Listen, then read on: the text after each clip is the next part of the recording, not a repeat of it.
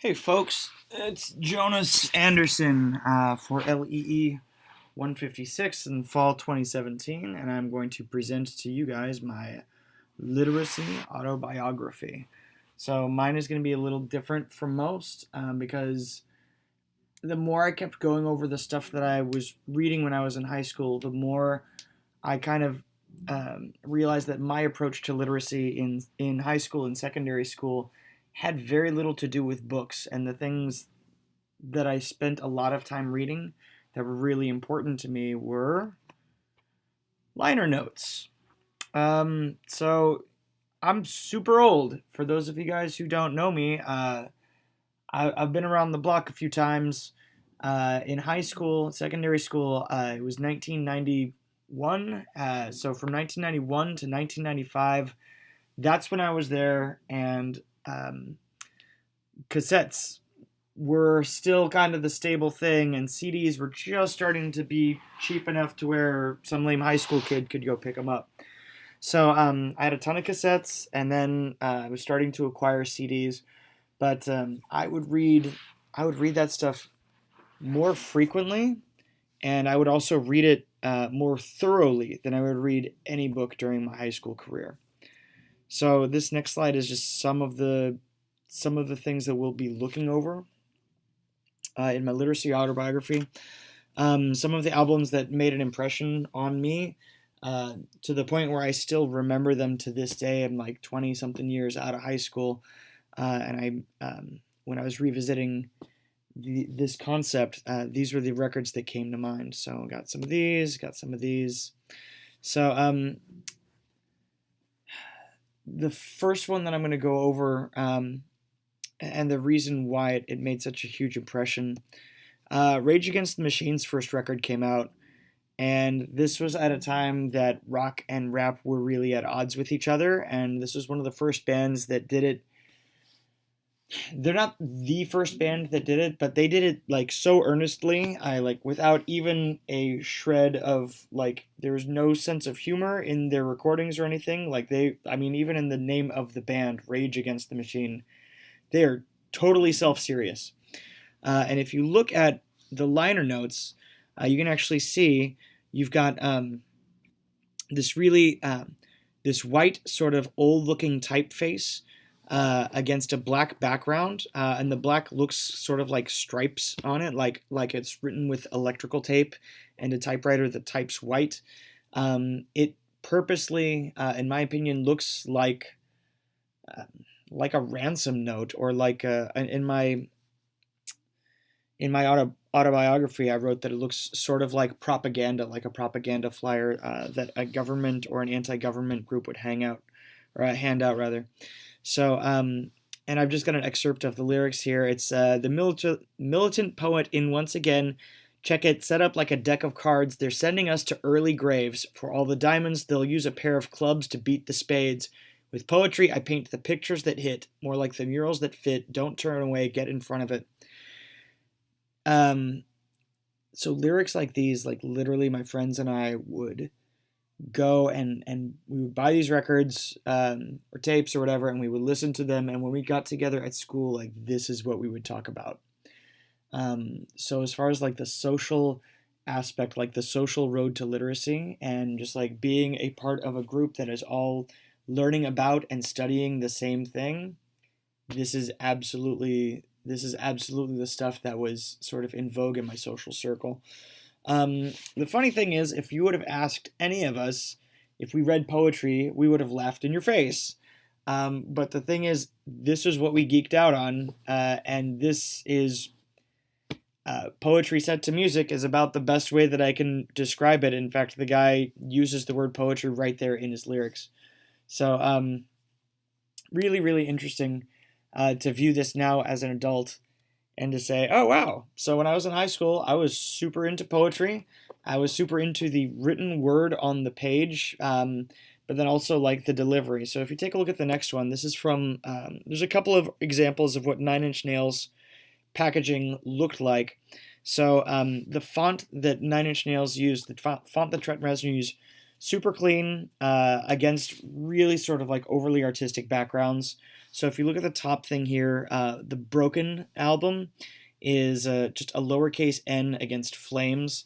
And then the lower one there, the Downward Spiral, is a really really clean font. It's Futura, and then it's set against at this stage, at least in my high school career, and when this album came out, like yellowish, decaying, like I know it seems like I'm talking a lot about the artwork, but really, like when you speak about the literacy, like when you speak about like reading this stuff, the art and the words worked hand in hand with the music, and so it really created this environment where you're talking about a literacy experience that's on multiple fronts. You're hearing it and you're seeing it, and then in this case, their liner notes, they're handheld from a cassette. You could hold it in your hand and kind of look over it as you were listening to it.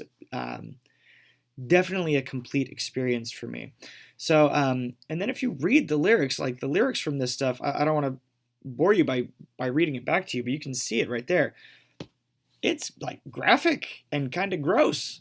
And then you look at the font that those lyrics are in, and it's a total dichotomy because the lyric or the font that everything is written in is very clean, and really really easy to read. Like clarity is super important to this guy's artwork.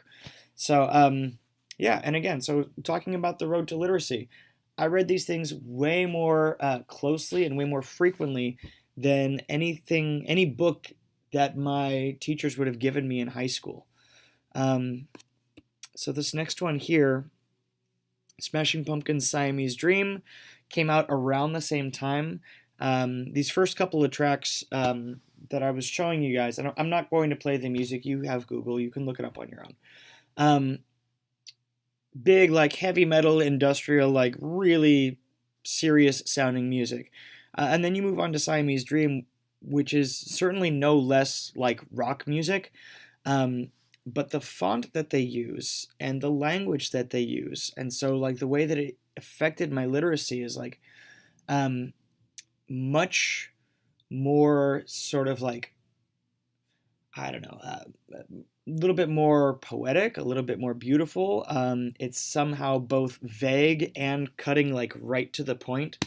So when you listen to the music juxtaposed against these words in this font, it's a completely different picture for how you're going to absorb the words that are on the page and how you're going to understand them, which I think is awesome, which I really, really like. These lyrics are from a track called Disarm. Sorry, let me go back. This is from the first one, the Rage Against the Machine one, is from a song called Freedom off of the Rage Against the Machine album. This is from March of the Pigs off of the Downward Spiral album. And then, yeah, so I really like it. If you compare Smashing Pumpkins versus the other records also, in the first Rage Against the Machine, this is a guy who lit himself on fire in protest. The top one here, Nine Inch Nails Broken, is fire. The Downward Spiral is sort of something like after it's been aged and decayed. And then here on Siamese Dream, you see two kids throwing their arms around each other and smiling.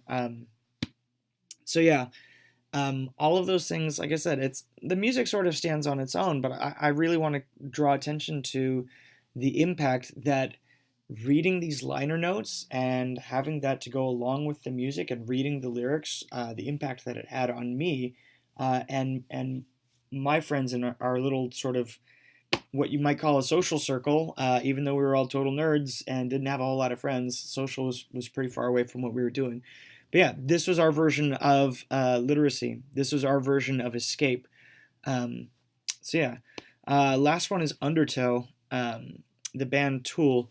The front cover is really dark and obviously, yeah, again, here you've got a really, really graphic thing. But then you look inside and the liner notes, the font, again, very, very clean. This is another one, very self-serious. There's no joking or anything like that. Red, clean red on a black background. Super, super dark. So this is the stuff, this is the lyrics from their sort of semi-hit Sober off of the album Undertow. So as this relates to all of the other, let's go back to the beginning here. Um, as this relates to all the other stuff that we've been learning in terms of our literacy autobiography, I just thought that this was, as I was kind of figuring out what I wanted to talk about and what I wanted to present, um, this one, in terms of paths to literacy, definitely sort of nails the social thing, but it also, to me, I'm a professional musician now, and without this interaction with the written word, I don't think that I would have gone on this path. Um, so while none of this stuff taught me how to read, as far as like pedagogical sense, it made a huge impact on me in terms of what I liked to read, how it related to me as a person, how it helped me relate to my friends, how it helped me understand the world around me. And all of this, of course, was in the age before the internet, back in the early 90s.